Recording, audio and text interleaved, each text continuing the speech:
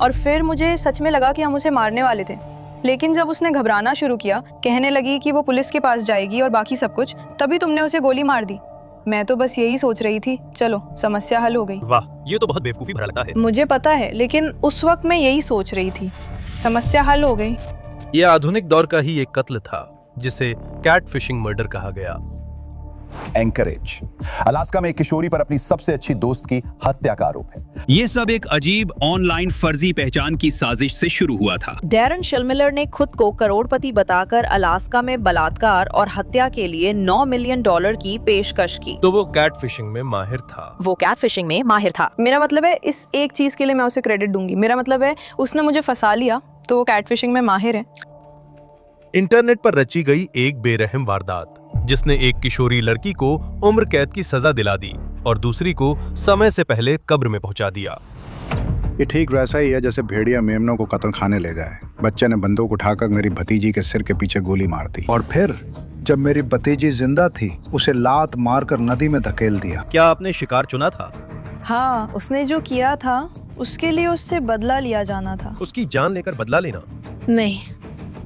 नहीं, वो मेरी गलती है। आपके अपने शब्दों में, आप हत्या और यौन उत्पीड़न की साजिशों के मास्टरमाइंड बन जाते हैं। क्या ये सही है? हाँ, मुझे माफ कर दो। मेरा ऐसा करने का कोई इरादा नहीं था।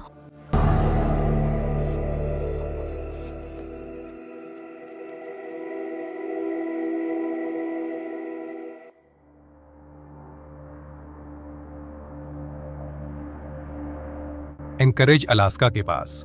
यहाँ के घने जंगल और ऊंचे पहाड़ शहर की क्षितिज को घेरते हैं, जिन्हें देखकर कोई भी दंग रह जाए। लेकिन इस विशाल जंगल और सुंदरता के बीच एक भयानक अपराध के अवशेष छिपे हैं। एक अपराध जो यहाँ के कठोर भूभाग जितना ही निर्दयी था। यही पेड़ हाईलैंड माउंटेन सुधार केंद्र को भी छुपाते हैं, और उसी में वह युवती है जिसने यह अपराध किया, डेनाली ब्रेमर।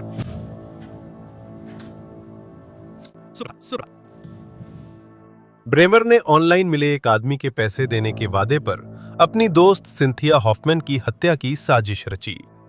5 साल बाद 99 साल की सजा काट रही डेनाली ब्रेमर अब ऑनलाइन फर्जी पहचान से जुड़ी हत्या पर बात करने को तैयार हैं। क्या ये आपका पहला इंटरव्यू है? हाँ, मैं सब लोगों से माफी मांगना चाहती हूँ जिन्हें ये सुनने या देखने का मौका नहीं मिला। अपने दिल की बात कह दीजिए। अपने ज़मीर से बोझ हटाने के लिए भले ही मुझे इसके खिलाफ सख्त सलाह दी गई थी, सिर्फ मेरी वकील ही नहीं बल्कि जेल में और भी लोगों ने मना किया था, लेकिन मुझे लगा कि अब अपनी बात कहने का समय आ गया है। आप सबने कहानी का एक पक्ष सुना है, तो अब मेरी बारी है, और मैंने पहले ही अपनी गलती स्वीकार कर ली है। इसलिए अब मैं पूरी तरह से मैंने जो किया है उसकी पूरी जिम्मेदारी लेने के लिए तैयार हूँ।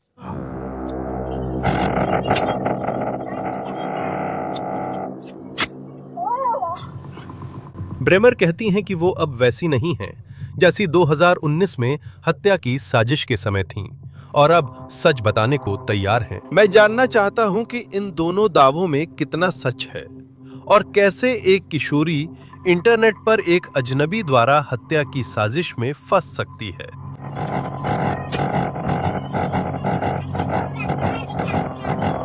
तब मेरी मानसिक स्थिति ठीक नहीं थी। मुझे इस मुकाम तक पहुंचने में बहुत समय लगा जहां मैं आखिरकार होश में और साफ दिमाग से हूं। तो मैं नशे या किसी चीज को दोष नहीं दे रही हूं, लेकिन उनका मेरे फैसलों पर बड़ा असर जरूर पड़ा। सुनने में तो ऐसा लग रहा है जैसे आप नशे वगैरह को ही दोष दे रहे हैं। सब कुछ नहीं, मेरे फैसले मेरे अपने थे, मेरे काम मेरे अपने थे। उसकी कहानी बचपन में ही हिंसा से शुरू होती है, जब उसका नाम कुछ और था, डेनाली ब्रेमर। क्या यही नाम आपको जन्म के समय दिया गया था? नहीं, मुझे 7 साल की उम्र में गोद लिया गया था। मेरा मूल नाम अलेक्जेंड्रिया बेकर था। और क्यों? उन्होंने तुम्हारा नाम क्यों बदल दिया? क्योंकि उसके साथ जो जुड़ा था। मुझे अपने जैविक परिवार के घर से इसलिए निकाला गया था क्योंकि वहाँ एक भयानक हत्या हुई थी। उन्होंने मेरी नई शुरुआत के लिए मेरा नाम बदल दिया। एक नई शुरुआत, एक नई पहचान। मुझे भी यही उम्मीद थी। लेकिन ब्रेमर को दत्तक परिवार में पहुंचाया जाना शायद बहुत देर से हुआ, क्योंकि तब तक जो नुकसान हो चुका था उससे उबरना मुश्किल था। जिसमें अपनी माँ के उस समय के बॉयफ्रेंड के हाथों अपनी शिशु बहन की हत्या देखना भी शामिल था। वो दोनों मूल रूप से नवजात शिशु ही थे। गैब्रियल रोना ही नहीं बंद कर रही थी, कोरियन उसकी जुड़वा बहन भी रो रही थी। उसे चुप कराने के लिए उसने दोनों को आपस में दे मारा और उसे जमीन पर पटक दिया। कोरियन मुश्किल से बच पाई, गैब्रियल दुर्भाग्यवश नहीं बच सकी। और जब उन्होंने हमें पाया तो हम एक अलमारी में खून से लथपथ छुपे हुए थे। आप भी? मैं और मेरी बहनें थी। उस समय आपकी उम्र कितनी थी? तब मेरी उम्र लगभग 2 साल थी। किशोर अवस्था के अंत तक डेनाली ब्रेमर एक सीरियल अपराधी बन चुकी थी। मैंने मेथ, कोकेन और हीरोइन लेना शुरू किया था। क्या उस समय आप कानूनी तौर पर बंदूकें रख सकती थीं? नहीं, आप 17 साल की उम्र में कानूनी रूप से बंदूकें नहीं रख सकते। मैं उन्हें अपने साथ रखती थी क्योंकि मैं ड्रग्स ले रही थी और मैं उन्हें बेच भी रही थी, और ये एक खतरनाक तरह की जिंदगी थी। तो आपको बस एहतियात के तौर पर हथियार रखना चाहिए। तो आप ड्रग्स का कारोबार भी कर रही थीं? हाँ, मुझे नहीं पता मैंने ऐसा क्यों कहा। मैं ड्रग्स बेचने के साथ खुद को भी पैसों के लिए बेच रही थी। ऐसे लोगों के साथ रहते हुए सुरक्षा चाहिए होती है। तो आप ड्रग्स ले रही थीं, ड्रग्स बेच रही थीं और सेक्स वर्क भी कर रही थीं, हाँ, पैसे के लिए। मेरा मतलब है मुझे ये मानने में कोई शर्म नहीं है। अगर कोई ड्रग्स की ओवरडोज ले लेता है तो उसमें डीलर की गलती नहीं है। मैंने उन्हें लेने के लिए मजबूर नहीं किया। 18 साल की उम्र में ब्रेमर का कहना है कि उनके साथ बलात्कार हुआ। वे गर्भवती हुईं और गहरे सदमे में चली गईं। कुछ हफ्तों बाद ही बच्ची के जन्म के वो फिर से ऑनलाइन सेक्स वर्क करने लगीं और फिर से खतरा मोल लेने लगीं। तभी आपकी ऑनलाइन एक आदमी से मुलाकात होती है जो खुद को टाइलर कहता है। हाँ, पहले उसका नाम हेडन था और फिर जब उसने मुझे अपना स्नैपचैट दिया तो वो टाइलर था, जो थोड़ा सा शक पैदा करता है।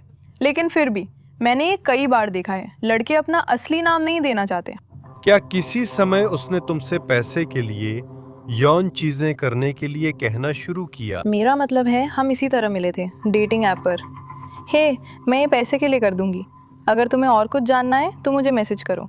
तो मतलब उसे शुरू से ही पता था कि मैं क्या कर रही हूँ और वहीं से मैं पैसे कमाती हूँ। तो वो मुझे फ़ोटो के लिए पैसे भेजता था, वीडियो के लिए भी तुम्हें पैसे देता था, फ़ोटो और वीडियो के लिए। उस समय सिर्फ फोटो और वीडियो के लिए। और मेरा मतलब है, मैं झूठ नहीं बोलूँगी, वो मुझे बहुत पैसे दे रहा था। और उसकी डिमांड्स और भी विकृत होती जा रही थीं। हाँ, वो मुझे और पैसे देने की कोशिश कर रहा था। क्या ये खतरे की घंटी नहीं थी कि उसने और ज्यादा विकृत चीजें मांगना शुरू किया? मेरे साथ ऐसा पहले भी हो चुका है, मैं झूठ नहीं बोलूँगी, कई लड़कों ने पहले भी ऐसा मांगा है। तो ये तुम्हारे पिछले अनुभव से कुछ अलग नहीं है जो मैं पेश कर रही हूँ। मैं मानता हूँ वो असली तस्वीर नहीं इस्तेमाल कर रहा था।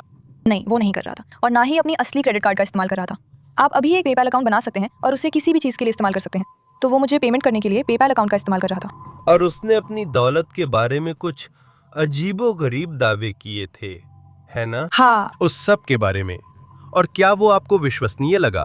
मतलब शुरू में तो नहीं, लेकिन जब मेरे पेपैल में बड़ी बड़ी रकम आनी शुरू हो गई तो मुझे लगा कि शायद ये सच हो सकता है। वो आपको बता रहा है कि वो आपसे प्यार करता है। हाँ, असल में आप दोनों एक दूसरे को बता रहे हैं कि आप प्यार में हैं। हाँ, मैंने उससे बताया था, पर मुझे नहीं पता। अब भी सोचती हूँ, क्या मैंने सच में उस पर यकीन किया था? जैसे मुझे लगता है कि मैं बस चाहती थी कि वो मुझे आसानी से पैसे दिला दे। टाइलर असल में 21 साल का डैरिन शिलमिलर था, जो इंडियाना में अपने दादा दादी के बेसमेंट में रहता था। अब साफ है कि डेनाली ब्रेमर मासूम या अनजाने में फंसी शिकार नहीं थी, जो किसी बुरे ऑनलाइन प्रभाव के बहकावे में आई हो।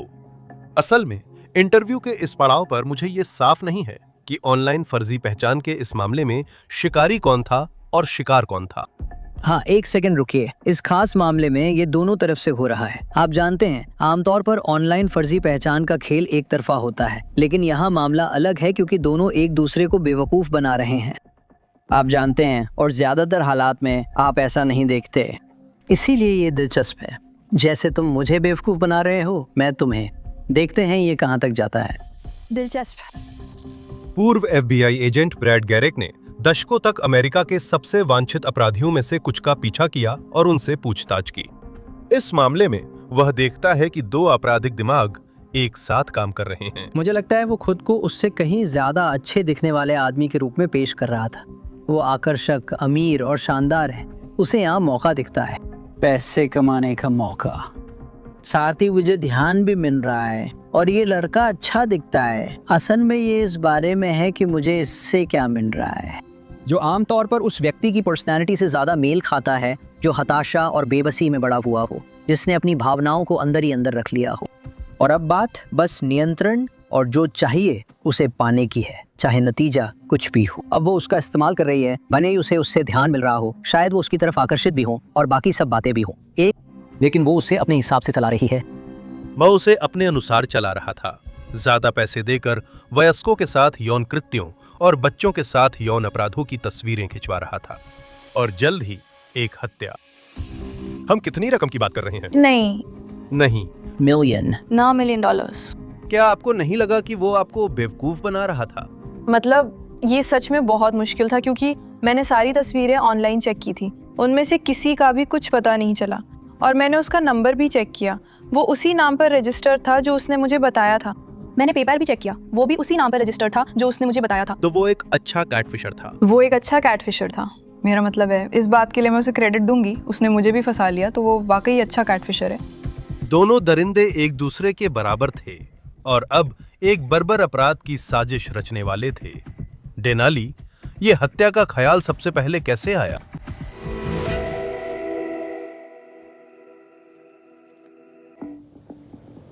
कुछ दुखद घटनाएं हुई, लेकिन मैं कहीं और नहीं रहना चाहूंगा। मैं अंकल डॉन हूं। टिम, जो सिंथिया के पिता हैं, मेरे भाई हैं। वो बहुत होशियार, तेज और जीवंत युवती थी। उसे जिंदगी से बहुत प्यार था। उसे संगीत बहुत पसंद था। उसे खरीदारी करना अच्छा लगता था, बस आम बच्चों जैसी चीजें। उसने अभी अभी हाई स्कूल से ग्रेजुएशन किया था। वो एक स्थानीय रेस्टोरेंट में काम करती थी और वो बहुत अच्छा कर रही थी। सिंथिया हॉफमैन को बिल्कुल अंदाजा नहीं था। 18 साल की उसकी सबसे अच्छी दोस्त ने उसे उसकी हत्या की साजिश में उसे निशाना बनाया था। उनके चाचा डॉन हॉफमैन कहते हैं कि ये दूसरों पर आसानी से भरोसा कर लेने वाली उसकी फितरत और भोलापन की पहचान थी। वो लोगों के बारे में जल्दी कोई राय नहीं बनाती थी, इसलिए उसे आसानी से बहकाया जा सकता था। उसकी मुलाकात डेनाली ब्रेमर से शायद मॉल में हुई थी और वो उसे अपनी सबसे अच्छी दोस्त मानती थी। एक समय ऐसा था जब मेरी भतीजी, मैं नहीं जानता इसे कैसे समझाऊं, वो डेनाली की ओर बहुत खिंची चली जाती थी, आप जानते हैं, और उसे लगता था कि वो उसकी दोस्त है, जबकि वो उसकी दोस्त नहीं थी। सिंथिया या सीसी विकास संबंधी देरी थी। हॉफमैन कहती हैं कि वो डेनाली ब्रीमर के बारे में उन साफ संकेतों को नहीं देख पाईं जो हॉफमैन को बहुत साफ दिख रहे थे। डेनाली उस तरह की इंसान थी जैसे कोई शिकारी हो। वो अपने अगले शिकार की तलाश में रहती थी। मैं उससे कुछ बार टिम के घर पर मिला था और उसमें कुछ तो अलग था, कुछ सही नहीं था। हम सब सामने बैठे थे और मैं उससे मिला था। जब मैं उससे मिला तो मैंने सिर हिलाया, जैसे मुझे यकीन नहीं कि तुम सीसी को इन लोगों के साथ घूमने दे रहे हो। तुम ऐसे लोगों को जानते हो? तुम जानते थे वे लोग ड्रग्स आदि में पड़े थे और मैंने ये बात टिम को बताई थी।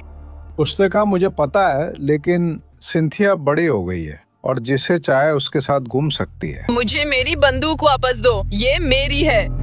लेकिन डेनाली ब्रेमर और उसके दोस्त बहुत ही बुरी संगत थे। तुम उन्हें आंक रहे हो, तुम सुअर हो। 16 वर्षीय कैडन मैकिन्टोश इस हत्या में ट्रिगरमैन बना। ये सेफ्टी से हट चुका है। कालेब लेलैंड ने जानबूझकर अपराध में इस्तेमाल गाड़ी उपलब्ध कराई थी।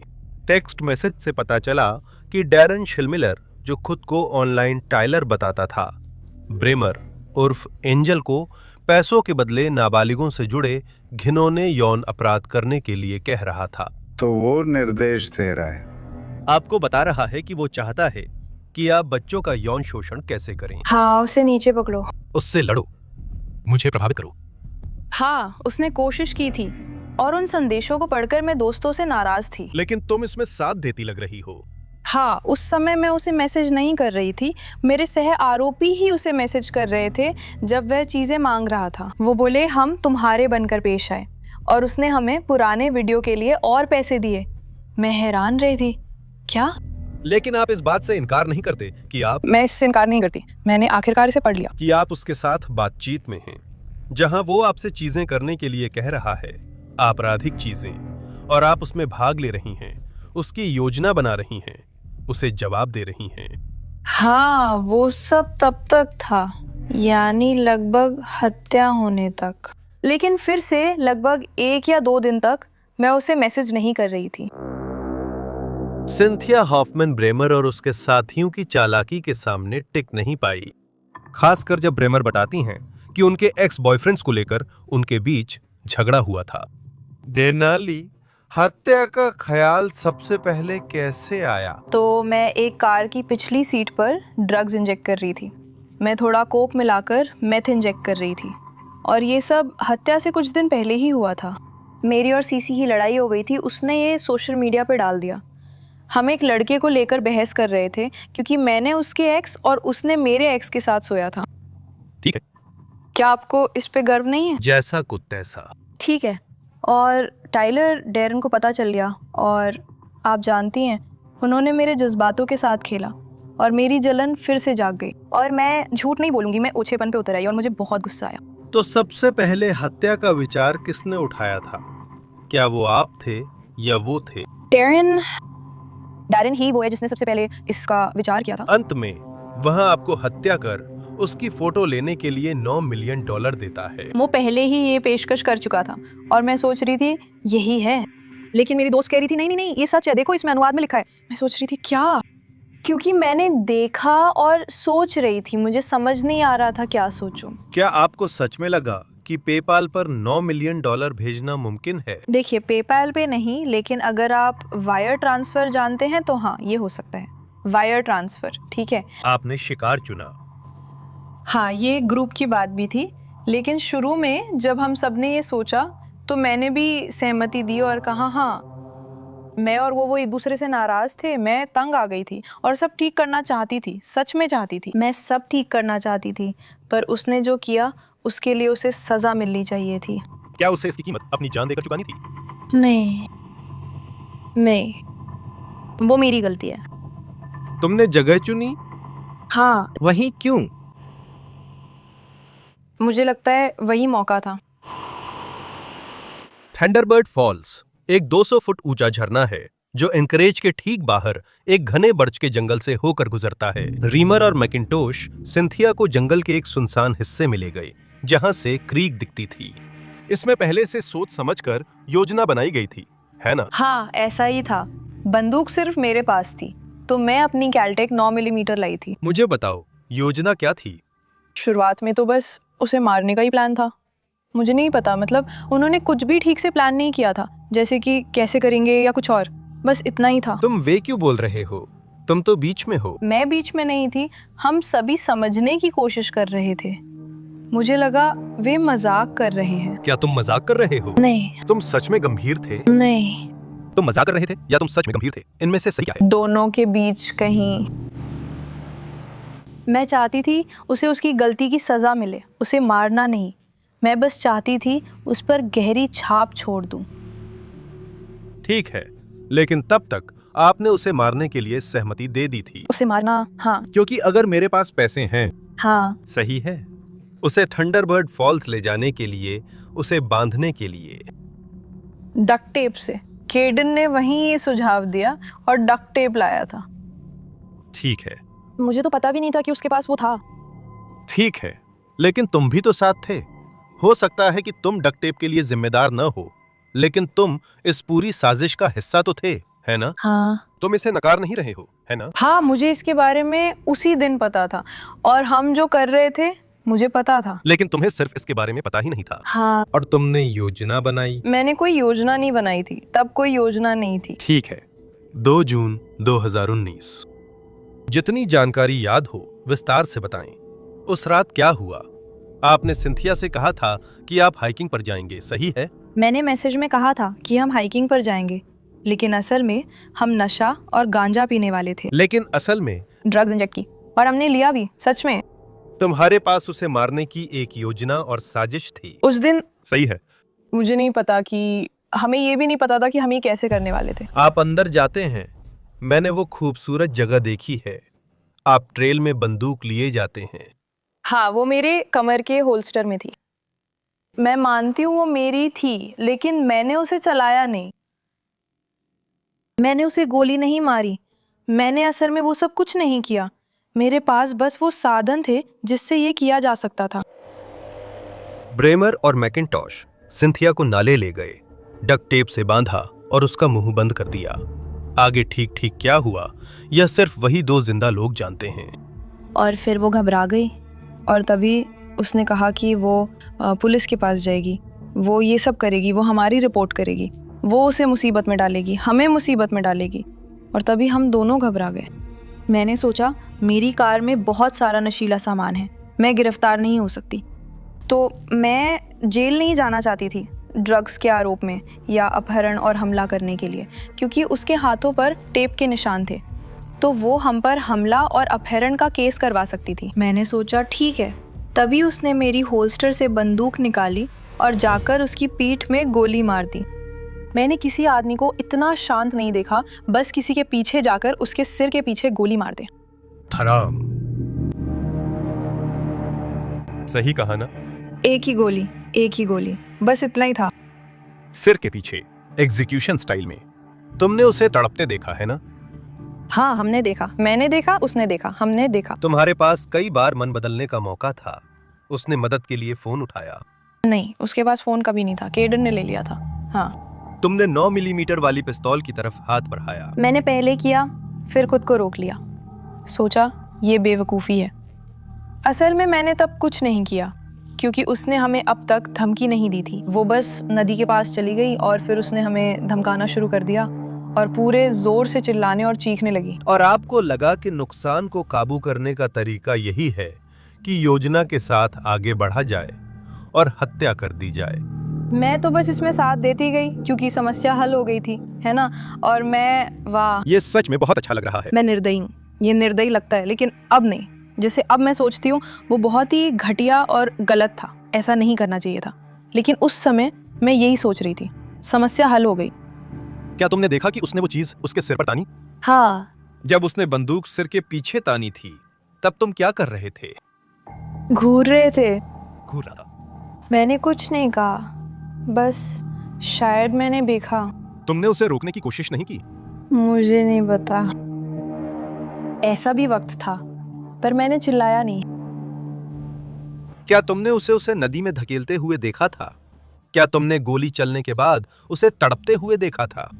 मैं देखना नहीं चाहती थी, पर वो हिली नहीं। क्या उस वक्त तुम्हें एहसास हुआ कि तुम एक परेशान किशोरी से सीधा एक किशोर हत्यारी बन गई हो? जब हम कार में वापस आ रहे थे। हाँ। ठीक उसी पल नहीं, उस पल मेरे दिमाग में बस एक ही ख्याल था, यहाँ से निकल जाओ। यहाँ से निकल जाओ, चले जाओ। क्या कोई संकेत था कि मिस ब्रेमर ने सीसी को मारने की बात की थी? हाँ। असल में संदेशों के दौरान क्या उसने सच में ऐसा नहीं कहा था? किसी समय उसने कहा था, मैंने सच में तुम्हारे लिए हत्या की है। हाँ, उसने कहा था। मैं हत्या की साथी नहीं, बल्कि मैं भी पीड़िता हूँ। डेनाली ब्रेमर फरार हो जाती है और सोशल मीडिया पर जाकर अपनी सफाई पेश करती है। मैंने ये नहीं किया, उसने मेरी बंदूक छीन ली और मुझे पहले भी धमकाया है। मैं मरने से पहले उस माँ के खिलाफ गवाही देना चाहती हूँ जिसने मेरी दोस्त की हत्या की।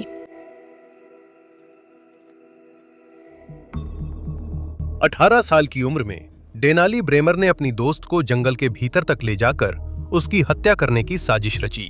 बदले में उसे $9 मिलियन देने का वादा ऑनलाइन टाइलर नामक व्यक्ति ने किया था। वो पहली बार इस अपराध और उसकी पर्दादारी पर सार्वजनिक बयान दे रही है। जब मैंने पीछे मुड़कर देखा, वो अवन में थी और उसके हाथ चमकते हुए लाल खून से सने हुए थे। और फिर वो मेरा हाथ पकड़ता है और हम वहां से भागते हैं और उस रास्ते पे चले जाते हैं। हम घूमते हैं और वापस कार की तरफ जाते हैं। तुम बस अपनी भागने की कोशिश कर रहे हो। हाँ, हम जा रहे थे। मैं अब भी हैरान हूँ कि किसी ने गोलियों की आवाज नहीं सुनी। तुम अपराध स्थल से भाग रहे हो। हाँ, हम अपराध स्थल से भागते हैं। फिर मैं कार में ड्राइवर सीट पर बैठ जाती हूँ। क्या तुम रो रहे हो? क्या तुम चिल्ला रहे हो? क्या तुम? उस समय मैं कुछ भी नहीं कर रही थी। मुझे सच में समझ नहीं आ रहा था कि क्या करूं। और मैं ये क्लोरॉक्स वाइप्स निकालती हूँ और वो अपने हाथ साफ करता है वगैरह, और मैं भी अपने हाथ पोंछती हूँ क्योंकि वो मुझ पे भी लग गया था। तुम्हारे हाथों पर खून था? हाँ। वो वहाँ उसका मोबाइल फेंक देता है। असल में वो उसे जला देता है और वो मेरा भी जलाने ही वाला था, लेकिन मैंने कहा मेरा फोन मत खराब करो। वो बोला ठीक है। यही तुम सोच रहे थे? खैर, क्योंकि मुझे समझ नहीं आ रहा था क्या कहूँ। वो वहीं पार्किंग में मेरा फोन जलाने वाला था। सही है, पर जब तुमने अपने दोस्त को मारकर नदी में फेंक दिया, तब भी तुम्हें इतनी सुध कैसे थी कि अपने फोन की फिक्र करो? असल में मेरे पास कोई होश नहीं था। मैं बस हर पल के बारे में सोच रही थी, जैसे मुझे यहाँ ड्राइव करना है, मुझे ये करना है, मुझे वो करना है। मुझे इस पर ध्यान नहीं देना है कि अभी अभी क्या हुआ। फिर तुम घर जाकर अपनी जैविक माँ को बताया कि क्या किया? मैंने उससे कहा कि हमें एक एलिबी चाहिए। देखिए, आप सभी जो पूछ रहे हैं कि असल में क्या हुआ था, मैंने उसे गोली नहीं मारी थी। आगामी दिनों में ब्रेमर ने अपराध से इनकार करते हुए कई पागलपन भरे संदेश डाले। मैंने ये नहीं किया। मुझ पर बंदूक तान कर कहा गया कि जो कहा जाए वही करो ताकि बच्चे जिंदा रहें। यहाँ तक कि खुद को इसका शिकार बताया। तो मैंने अभी अभी सुना कि केडन ब्रायन मैकिंटॉश, वो लड़का जिसने मेरे सबसे अच्छे दोस्त को मेरे सामने गोली मारी थी, और तुम सब नफरत करने वाले लोग कह रहे हो कि मैं इसमें शामिल थी, उसे जमानत मिल गई है। मैं सच में थोड़ी डरी हुई हूँ। मेरे पास बंदूकें हैं। मुझे पता है माँ, आपके पास बंदूकें हैं, लेकिन मैं मरने से पहले उस माँ के खिलाफ गवाही देना चाहती हूँ जिसने मेरे दोस्त को मारा। तुम सब कह रहे हो कि मैं झूठी हूँ, इसमें मेरा हाथ है और मैंने उसका इस्तेमाल किया कि वो मेरा बॉयफ्रेंड था और मैं किसी और को डेट कर रही हूँ। क्या किसी समय मिस ब्रेमर किसी और के साथ आपके घर आई थी और उन्होंने आपको कुछ जानकारी बताई थी? हाँ, वो आई थी। मुझे बताया गया था कि वे अपने एक दोस्त के साथ थंडरबर्ड फॉल्स गए थे। एक युवती जिसका नाम सीसी था, और केडन ने सीसी के सिर में गोली मार दी थी और उसकी लाश को प्लूटो नदी में धकेल दिया था। अपनी बेटी को अलिबी देने के बजाय ब्रेमर की मां ने पुलिस को फोन किया। आखिर आपने पुलिस को फोन किया? मैंने उन्हें अगले दिन फोन किया। और आपने अगले दिन तक उन्हें फोन करने के लिए इंतजार क्यों किया? सच कहूँ तो मुझे लगा कि वे मेरे साथ मजाक कर रहे हैं। मुझे लगा कि या तो ये सब एक मजाक है या फिर किसी तरह की परीक्षा है, ये देखने के लिए कि मैं अपनी बेटी के प्रति कितनी वफादार हूँ। अगले दिन खबरों की रिपोर्ट देखकर मुझे लगा कि ज़मीर के अनुसार मेरे पास जो जानकारी है उसे जरूर सामने लाना चाहिए। ब्रेमर को तुरंत गिरफ्तार किया गया। जांच में पता चला कि वही साजिश की मास्टरमाइंड थी और उसने केडन मैकिंटॉश को गोली चलाने का आदेश दिया था। अब 5 साल बाद वही युवा महिला जिसने कहा था कि वो जिम्मेदारी लेने के लिए तैयार है, वो फिर से अपनी कहानी बदल रही है और दोष किसी और पर डाल रही है। आपने पुलिस को बताया था कि वो आपकी बंदूक थी। वो मेरी बंदूक थी। सही है, मुझे नहीं लगता कि मैं ही थी। मैंने उसे आदेश नहीं दिया था। आपने सिंथिया की हत्या का आदेश दिया था। नहीं, मैंने उसे कुछ भी करने का आदेश नहीं दिया था। हम घबरा गए थे। क्या आपने उसे बंदूक नहीं दी और कहा कि उसे गोली मार दो? नहीं। आपने क्यों बताया? मैंने फिर से उन्हें वही बताया क्योंकि मैं शुरू में केडन को बचाने की कोशिश कर रही थी, रिकॉर्ड पढ़ते हुए। ये तो उल्टा है, क्योंकि शुरू में आप उसी पर उंगली उठा रहे थे। खैर, उसी ने उसे गोली मारी थी। और फिर आपने माना कि आपने ही उसे ऐसा करने का आदेश दिया था क्योंकि आप खुद ट्रिगर नहीं दबा सकते थे। नहीं, मैंने उसे ऐसा करने को नहीं कहा था। ऐसा लग रहा है कि अब पुलिस के सामने ये कबूल करने के बाद कि आपने ही उसे गोली मारने का आदेश दिया था, आप ही मास्टरमाइंड थे। लगता है कि अब आप अपनी बात से पीछे हट रहे हैं और अपना कसूर कम करने के लिए दूसरों पर उंगली उठा रहे हैं। ऐसा ही सुनाई देता है। मैं पूरी तरह से ऐसा करने की कोशिश नहीं कर रही हूँ। मैं बस अब सच बता रही हूँ कि असल में क्या हुआ था। इंटरव्यू रूम में भी जब मैं इंटरव्यू सुनती हूँ, ये आदमी मेरे जवाबों को दिशा दे रहा है। बस ऐसी, हाँ तुमने ये किया, तुमने ये किया, तुमने ये किया, तुमने ये किया। और पता है, इससे ऐसा लगा और मैं भी सोचने लगी, शायद मैंने किया, हाँ मैंने किया, मैंने किया, मैंने किया, मैंने किया। और अब आप ये दावा कर रहे हैं कि ये एक झूठा कबूलनामा था, जबरदस्ती कराया गया कबूलनामा था। कुछ खास बातों के लिए, हाँ। इस बारे में क्या कहेंगे? ये कोई छोटी बात नहीं बल्कि फर्स्ट डिग्री मर्डर है, अगर आपने पहले से योजना बनाकर ये किया। हाँ, हमने इसे पहले से सोचा था और फिर इसकी योजना बनाई थी। और फिर सिंथिया हॉफमैन की हत्या का आदेश दिया। तो हाँ, हमने इसे पहले से सोचा था, हमने इसके बारे में बात की थी और मुझे लगता है कि हमने इसकी योजना बनाई थी और फिर हमने इसे बेवकूफ़ी भरे तरीकों से प्लान किया, लेकिन मैंने कभी उसे गोली मारने का आदेश नहीं दिया। यही बात उन्होंने और मैंने गलत समझी। मुझे माफ कर दो। मेरा ऐसा करने का कोई इरादा नहीं था। मेरा ऐसा करने का कोई इरादा नहीं था। मेरे अपने दिमाग में, जैसा मैं इसे देखती हूँ, मैंने असल में ट्रिगर नहीं दबाया था। मैं तो बस एक कारण बनी थी। मैं वो चीज थी जिसने। क्या इससे तुम कम हत्यारे बन जाते हो? नहीं, इससे मैं कम हत्यारा नहीं बनती। बस मेरे ज़मीर को ये तसल्ली मिलती है कि असल में मैंने किसी को मारा नहीं। तो जैसे मैंने खुद किसी इंसान की जान नहीं ली, मैं बस उस जान लेने की वजह बनी, और यही बोझ मुझे उठाना है क्योंकि वो मेरी वजह से मरी है। ये मेरी जिम्मेदारी है, ये मेरी गलती है। तुम कह रहे हो कि तुम जिम्मेदार हो क्योंकि वो मर चुकी है, लेकिन साथ ही ये भी कह रहे हो कि मैंने उसे गोली नहीं मारी थी, मुझे नहीं पता। लेकिन जब लोग कहते हैं कि तुमने गोली मारी तो ये बात मुझे परेशान करती है। हर कोई हमेशा आकर यही कहने की कोशिश करता है, लेकिन असल में मैंने उसे गोली नहीं मारी थी। लेकिन तुमने उसकी हत्या तो की थी। हाँ। तो फर्क क्या है? मुझे नहीं पता। मुझे लगता है कि सी के साथ खुद ऐसा करने और बस ऐसा करवाने में काफ़ी फ़र्क होता है। ऐसा होने देना, मुझे नहीं पता। मेरे लिए असल में किसी को गोली मारने और ऐसा करने के लिए तैयार रहने में फ़र्क है, क्योंकि मैं ऐसा करने के लिए तैयार नहीं थी, लेकिन वो तैयार था। और तुम जानते हो कि तुम खुद भी किसी की हत्या करने के लिए तैयार थे। हाँ।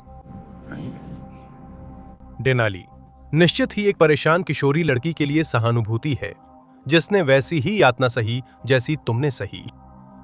लेकिन तुम्हारे अपराध इतने क्रूर, इतने विकृत और पूर्व नियोजित हैं कि वास्तव में कुछ भी उनकी व्याख्या नहीं कर सकता, माफ करना तो दूर। क्या तुम इससे सहमत हो? हाँ। तुम सहमत हो? कोई बहाना या सफाई नहीं है। नहीं, सच में नहीं। यह कोई ऐसा अपराध नहीं है, आप जानते हैं, जैसे बहुत सारे गंभीर युवा अपराध जो अचानक किए जाते हैं। आपका अपराध पूरी तरह योजनाबद्ध और चालाकी से किया गया था, और फिर इसकी जो क्रूरता है वो इसे एक भयानक गलती कम और आपके असली चरित्र जैसा ज्यादा दिखाती है। मैं कह सकती हूँ वो मेरा असली चरित्र नहीं है। तो क्या तब था? इस हद तक धकेल दी गई थी। पहले ऐसा था। वो मेरी जिंदगी का सबसे बुरा समय था, मेरा सबसे निचला स्तर, और डरावना रूप भी वही है। तुम्हारा डरावना रूप। हमारी बातचीत में तुमने अपनी तरफ से ध्यान हटाकर दूसरों पर काफी आरोप लगाए हैं। क्या तुम्हें इसका एहसास है? हाँ, मुझे एहसास है। ये उस विचार का विरोधाभास करता है कि तुम पूरी तरह से जिम्मेदारी ले रहे हो। तुम ये सोच रहे हो, उदाहरण के लिए, कि क्या तुम वही तरह के हत्यारे हो जैसे मैकिन्टॉश है, क्योंकि उसने ट्रिगर दबाया और तुमने नहीं। तुम दूसरों पर उंगली उठा रहे हो जिन्होंने शायद टाइलर को तुम्हारे नाम से मैसेज किया, और बाल अश्लीलता के आरोपों से इनकार कर रहे हो। तुम ये मानने से इनकार कर रहे हो कि तुमने अपने छोटे भाई बहन को बाल अश्लीलता का शिकार बनाया। तुम बहुत ज्यादा जिम्मेदारी नहीं ले रहे हो। जैसे मीडिया बहुत सी बातों में गलत था, पुलिस भी बहुत सी बातों में गलत थी, मेरे सह अभियुक्तों और मैंने भी बहुत कुछ गलत किया। हम सब ने वाकई में बहुत बेवकूफ़ी भरी गलती की थी। मैं अपनी हिस्सेदारी की पूरी जिम्मेदारी लेती हूँ, लेकिन उनकी गलतियों की नहीं। मुझे लगता है कि डेनाली के लिए ये इंटरव्यू बहुत बिखरा हुआ है। मुझे लगता है कि वो अपने दिल का कुछ बोझ हल्का करना चाहती है, लेकिन उसके दिमाग में वो हमें ये यकीन दिलाना चाहती है जैसे वो न्यायिक व्यवस्था में लोगों से अपने लिए हमदर्दी बटोरने में काफ़ी सफल रही है। और आप जानते हैं, इसमें से कुछ सच भी है।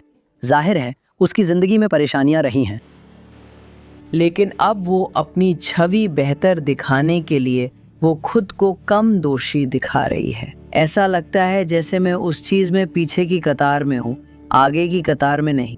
शायद केडन ने उससे बंदूक छीनी हो या नहीं, लेकिन अगर उसकी कहानी सही भी माने तब भी उसने उसे रोकने की कोशिश नहीं की।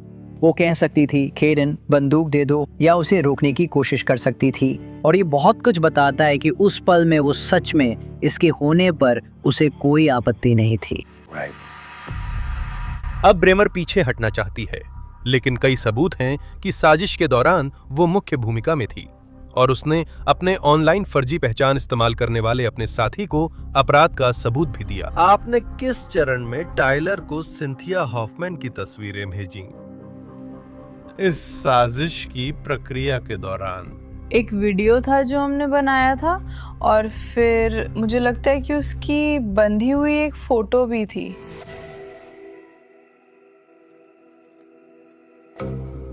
जब डेनाली ब्रीमर ने ऑनलाइन मिले एक आदमी से अपनी किशोर मित्र की हत्या के बदले में कई मिलियन की पेशकश स्वीकार की, तो यह सौदा फोटोग्राफिक सबूत पर आधारित था और ब्रीमर ने वो सबूत दिया।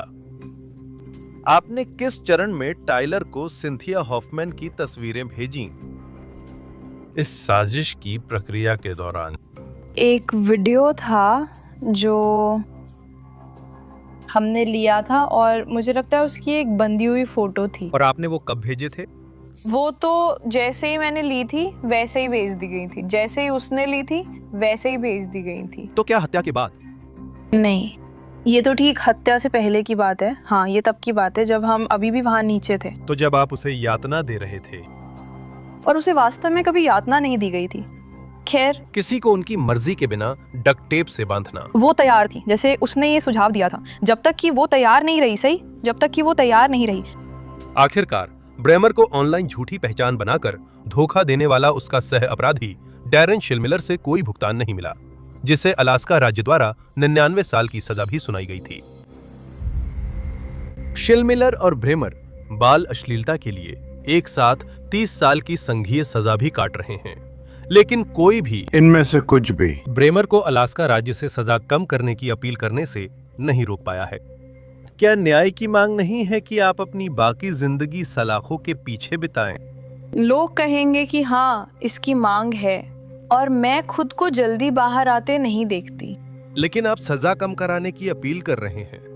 हाँ, मैं अपील पर काम कर रही हूँ ताकि राज्य की सजा कम हो सके। इससे आपके बारे में क्या पता चलता है? एक तरफ आप कहते हैं आपने पूरी जिम्मेदारी ली है। मैंने ली है, लेकिन मेरा मतलब है मैंने अपनी जिंदगी का ज्यादातर हिस्सा यहीं बिताया है। लेकिन 99, मेरा मतलब है आप मुझे 80 भी दे दें तो भी मैं अपनी बाकी जिंदगी जेल में ही बिताऊंगी।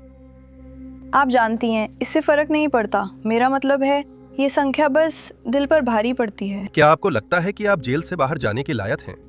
क्या आपको लगता है कि जो आपने किया उसके बाद आप एक और मौका पाने के हकदार हैं? मुझे लगता है सभी को दूसरा मौका मिलना चाहिए, अगर वे सच में उसके लिए तैयार हों। और मुझे पता है कि तब तक मैं तैयार हो जाऊंगी, लेकिन अभी नहीं। मैं ये नहीं कह रही कि कल ही बाहर जाने दो। मेरा मतलब है 30, 40 या 50 साल खुद पर काम करने के लिए काफ़ी होते हैं। और अगर उस समय तक मैं आखिरकार तैयार हो जाऊं फिर से कोशिश करने के लिए, तो मैं फिर से कोशिश कर सकती हूँ। सजा सुनाए जाने के समय जज को लिखा, आपका पत्र कुछ ईमानदार सच्चाइयां बताता है, लेकिन उसमें कई औपचारिक बातें भी हैं, जैसे आप वही कह रहे हैं जो आपसे कहने की उम्मीद की जाती है। सही है? नहीं, वो मैंने खुद लिखा था, क्योंकि मैं बदलाव और खुद को बेहतर बनाने के लिए प्रतिबद्ध हूँ। मैं रोज एक अच्छा काम करने की कोशिश करती हूँ। उसे पता है क्या कहना है। उसने जज को लिखा, जिसमें वही औपचारिक बातें हैं जो आप सुनना चाहते हैं। क्या ये सच है कि जो लोग आपराधिक मानसिकता वाले होते हैं उन्हें अक्सर पता होता है कि उन्हें क्या कहना चाहिए? हाँ बिल्कुल, लेकिन आप जानते हैं हर कोई खुद को बेहतर दिखाने और ध्यान अपराध से हटाने की कोशिश करता है, और हम सब अपने रिज्यूमे में भी खुद को सबसे अच्छे तरीके से पेश करते हैं। यहाँ भी कुछ अलग नहीं है। और जाहिर है आपराधिक मामलों में जो चीज़ आपकी मदद करती है वो है जब आप अपनी जिम्मेदारी स्वीकार करते हैं। अगर आप उनसे कहते हैं मैंने ये नहीं किया और मैं किसी भी चीज़ की जिम्मेदारी नहीं ले रहा हूँ, अब शायद आपने अपनी सज़ा बढ़ा ली है। ज़्यादातर वकील अपने क्लाइंट्स को यही सलाह देंगे कि यही रास्ता लें, कुछ नहीं देंगे। उसने तय कर लिया है कि वही रास्ता चुनना है।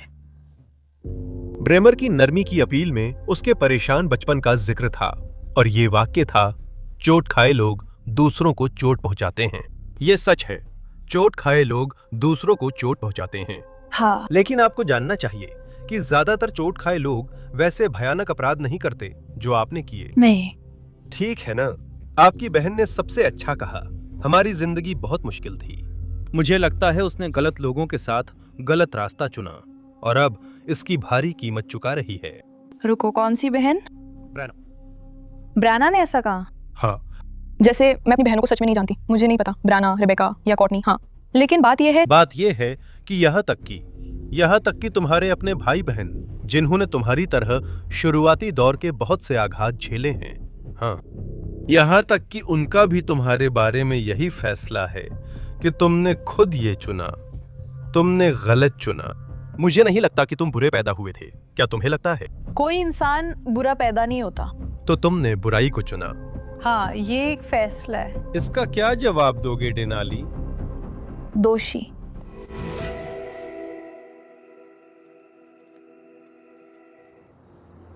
अगला दिन था जो 3 जून था और मेरे भाई ने मुझे फोन किया। उसने कहा, देखो सीसी पूरी रात घर नहीं आई है, मैं उससे संपर्क नहीं कर पा रहा हूँ, कुछ गड़बड़ है। सिंथिया हॉफमैन के चाचा डॉन और उसके पिता ने हत्या के अगले दिन उसकी गैर मौजूदगी देखी और उन्हें शक हुआ कि कुछ बहुत गलत हो गया है। और उनका एक नियम था कि आपको चेक इन करना होता था, आपको हर 2 घंटे में खबर देनी होती थी। कुछ भी हो, मैसेज या कॉल करो। अगर पापा कॉल करे तो तुम्हारा घर पे होना बेहतर है। तुम उनके घर में हो, उनके नियम है। उसे उससे मैसेज आ रहे थे, वो कॉल भी कर रहा था, लेकिन वो फोन नहीं उठा रही थी। उसे पता था कि वो असली में वही नहीं है। हॉफमैन परिवार ने सिंथिया को सदा के लिए खो दिया। क्या आपको उसके दुखी पिता की सार्वजनिक मौजूदगी याद है? मैंने सच में इस बात पर ध्यान नहीं देने की कोशिश की कि वो क्या कहेंगे, क्योंकि फिर से जैसे 5 साल पहले मैं आज जैसी नहीं थी। 5 साल पहले जब उन्होंने पहली बार ऐसा किया तो मैं गुस्से और नाराज थी, मुझे सहानुभूति नहीं थी। फिर 2 साल पहले मैंने एक बहुत बड़ा बदलाव देखा और उसी बदलाव ने वो इंसान बना दिया जो आज आपके सामने बैठी है। मैं गई और मैंने वहाँ एक उपचार कार्यक्रम किया और जब एक स्पीकर ने बोला तो उसने मुझसे उस चीज़ को जोड़ दिया जो मैंने बहुत लंबे समय से महसूस नहीं की थी, बहुत लंबे समय से, कुछ ऐसा जिसे मैंने बहुत गहराई में दबा दिया था।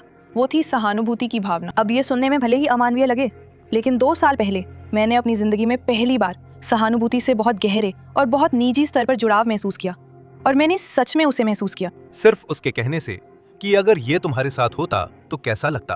हाँ, बस इतना ही काफी था। जब उसने वो आखिरी सवाल पूछा तो सब कुछ जैसे समझ में आ गया और अगर वो तुम होते तभी मुझे आखिरकार एहसास हुआ। जब उसने वो पूछा तो मेरे लिए सब कुछ अपनी जगह पर आ गया। तब तुम्हारी उम्र 22 साल थी और पहले ये तुम्हारे दिमाग में नहीं आया था। मेरा मतलब है, ऐसा नहीं है कि ये मेरे दिमाग में कभी नहीं आया, बस ये कभी पूरी तरह से समझ में नहीं आया था। लेकिन तभी मुझे लगा कि मुझे इसे सही करना है, मुझे कुछ करना होगा ताकि ये सही हो सके। मुझे लगता है डेनाली को लगता है कि उसे समझ है और शायद वो अपने बारे में बेहतर महसूस करती है, न कि उस अपराध को लेकर।